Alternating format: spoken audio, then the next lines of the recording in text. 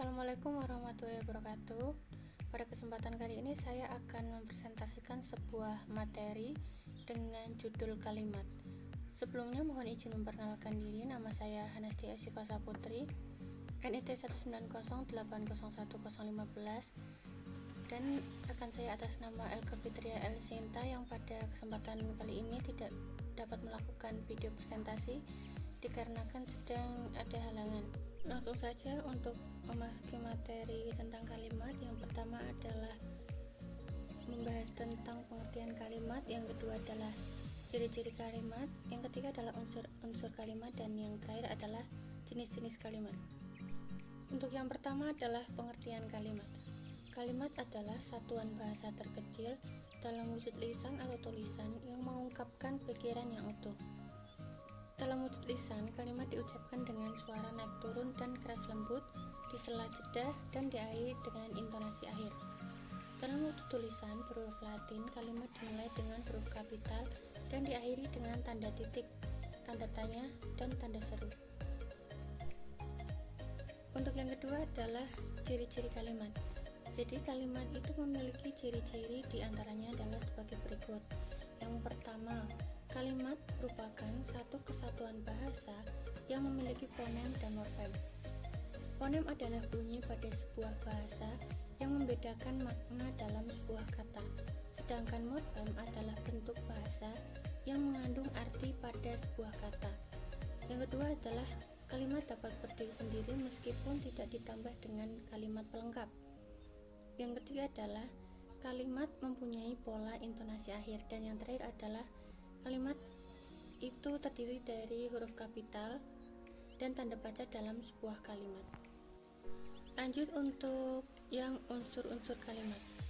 Unsur-unsur kalimat itu diantaranya yang pertama adalah subjek. Di dalam sebuah kalimat, subjek adalah pelaku atau orang yang melakukan kegiatan tertentu.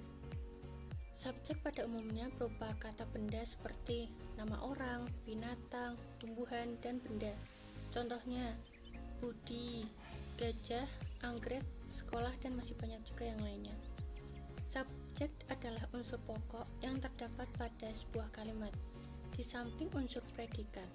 Dalam pola kalimat bahasa Indonesia, subjek biasanya terletak sebelum predikat, kecuali jenis kalimat inversi. Subjek umumnya berwujud nomina. Ada pula contohnya, yaitu yang pertama adalah peserta audisi itu puluhan ribu orang. Di dalam kalimat ini, peserta adalah subjek. Yang kedua adalah dia datang dari Bogor. Pada kalimat ini, dia adalah subjek. Yang ketiga adalah Agnes Monica adalah seorang penyanyi terkenal. Subjeknya adalah Agnes Monica. Dan yang terakhir adalah Pak Aldi pergi ke Malaysia. Subjeknya adalah Pak Aldi. Lanjut untuk unsur-unsur kalimat yang kedua, yaitu predikat. Predikat adalah unsur kalimat yang menyatakan kegiatan yang sedang dilakukan oleh subjek. Predikat biasanya merupakan kata-kata kerja, misalnya memasak, bernyanyi, bermain, dan lain-lain. Predikat juga merupakan unsur utama suatu kalimat di samping subjek yang merupakan inti dari kalimat. Unsur pengisi predikat suatu kalimat dapat berupa kata, misalnya verba, adjektiva atau nominal, numeral, dan preposisional. Selain itu dapat pula berupa frasa, misalnya ada frasa verbal, frasa adjektival, frasa nominal, frasa numeralia atau bilangan. Ada pula contoh dari predikat adalah sebagai berikut. Kiki belajar di kamar. Pada kalimat ini, predikatnya adalah kata belajar. Yang kedua adalah ibu memasak tumis kangkung. Pada kalimat ini, predikatnya adalah memasak. Yang ketiga adalah unsur-unsur kalimat, yaitu objek. Objek adalah sesuatu yang dikenai tindakan oleh subjek. Sama seperti subjek, objek dapat berupa kata-kata benda, misalnya ayah, harimau, pakaian, dan lain-lain.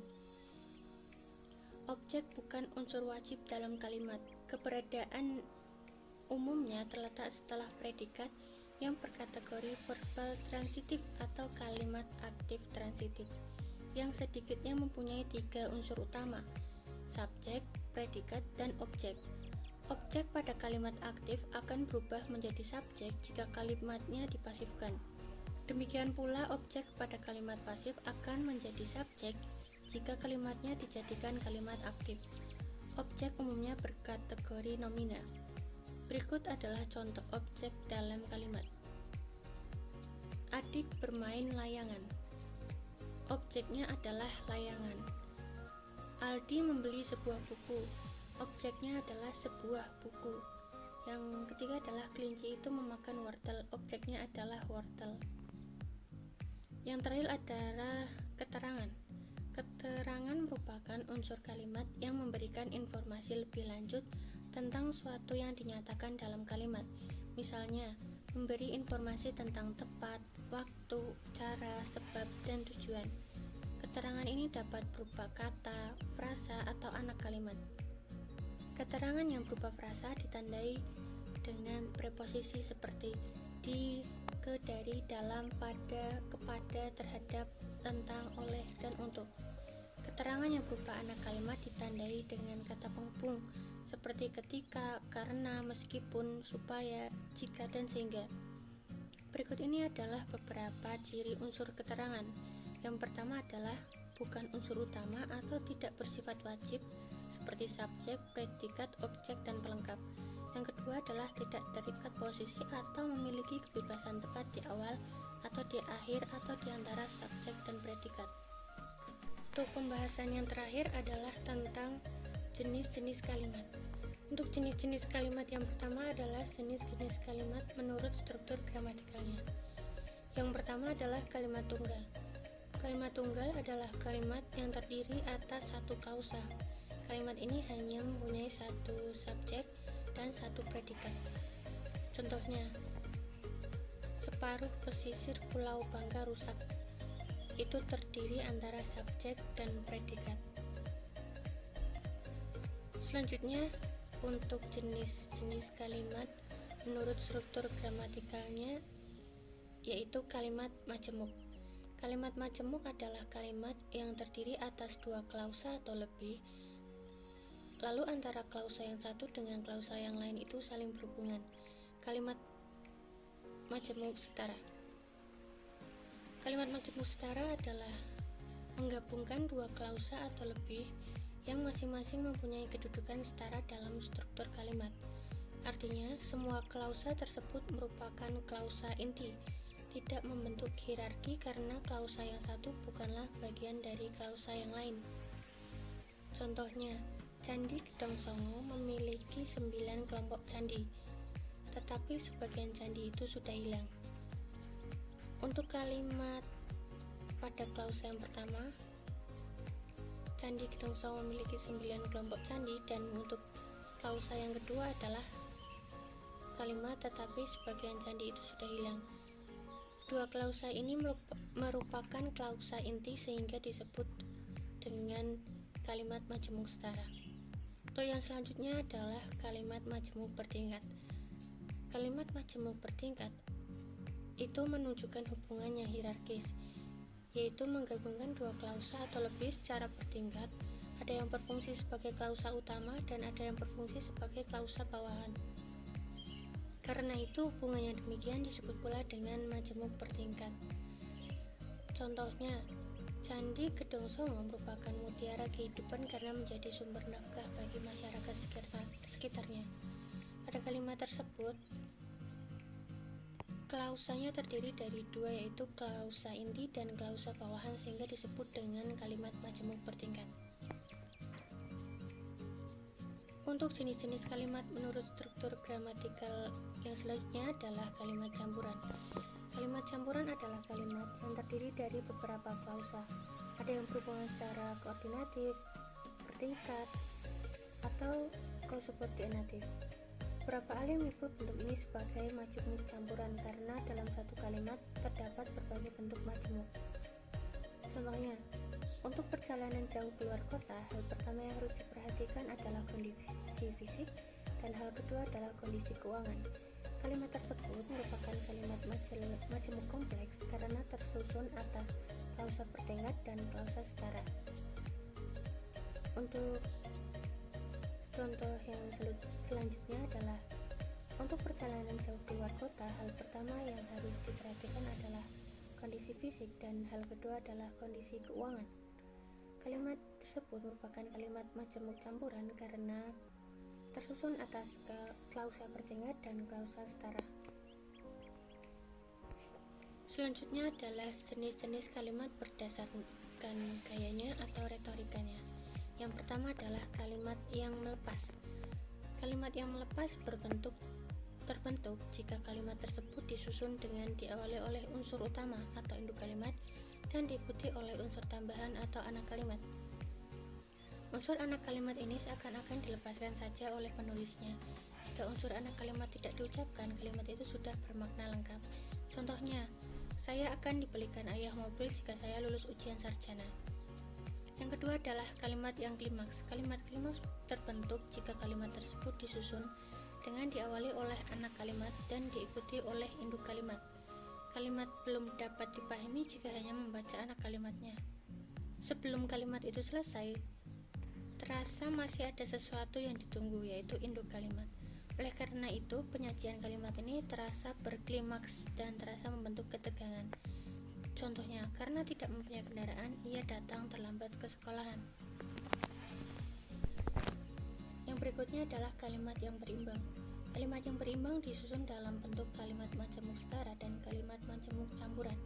Struktur kalimat ini memperlihatkan sejajaran dan sejalan dengan dituangkan ke dalam bangunan kalimat yang simetri. Contohnya, jika stabilitas nasional meningkat, masyarakat dapat bekerja dengan tenang dan dapat beribadah dengan leluasa. Berikutnya adalah jenis-jenis kalimat berdasarkan fungsinya. Yang pertama adalah kalimat pernyataan atau deklaratif. Kalimat ini dipakai jika penutur ingin menyatakan sesuatu dengan lengkap pada waktu ia ingin menyampaikan informasi kepada lawan bahasanya. Biasanya intonasinya menurun. Tanda baca titik. Misalnya, Presiden Gus Dur mengadakan kunjungan ke luar negeri. Itu untuk contoh positif. Contoh negatifnya, tidak semua bank memperoleh kredit umum. Berikutnya adalah kalimat pertanyaan atau interrogatif. Kalimat ini dipakai jika penutur ingin memperoleh informasi atau reaksi jawaban yang diharapkan. Biasanya intonasi menurun, tanda bacanya dengan tanda tanya. Pertanyaan sering menggunakan kata tanya seperti bagaimana, di mana, mengapa, berapa, dan kapan. Contohnya sebagai berikut. Selanjutnya adalah jenis-jenis kalimat berdasarkan fungsinya. Yang ketiga adalah kalimat perintah dan permintaan atau imperatif, yaitu kalimat perintah dipakai jika penutur ingin menyuruh atau melarang orang berbuat sesuatu.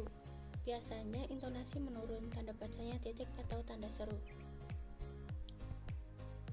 Yang keempat adalah kalimat seruan. Kalimat seruan dipakai jika penutur ingin mengungkapkan perasaan yang kuat atau yang mendadak. Biasanya ditandai oleh menaiknya suara pada kalimat lisan dan dipakainya tanda seru atau tanda titik pada kalimat tulis. Untuk selanjutnya adalah kalimat efektif. Kalimat efektif dapat diartikan sebagai susunan kata yang mengikuti kaidah kebahasaan secara baik dan benar. Tentu saja karena kita berbicara tentang bahasa Indonesia, kaidah yang menjadi patokan kalimat efektif dalam bahasa Indonesia adalah kaidah bahasa Indonesia menurut ejaan yang disempurnakan atau EBI, ejaan bahasa Indonesia.